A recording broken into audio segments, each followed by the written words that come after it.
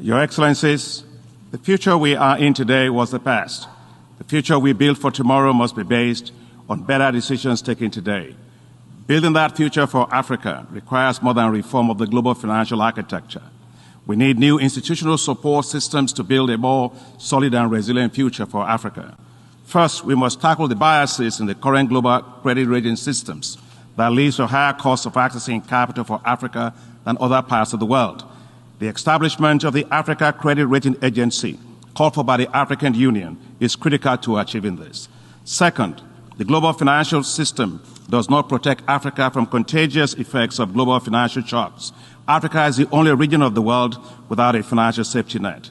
That's why it's critical to establish the African Financial Stability Mechanism to provide safety net for Africa. Third, we must address risks facing Africa in leveraging greater private sector financing.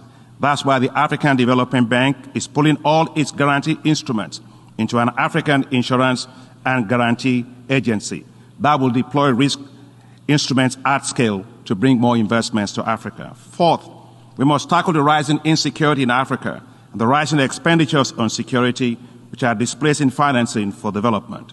To achieve this, the African Development Bank is working with the African Union to establish security index investment bonds that will be used to tackle the reconstruction of areas damaged by conflicts. And finally, Africa's vast forests, biodiversity, and carbon sinks are the key for saving the world.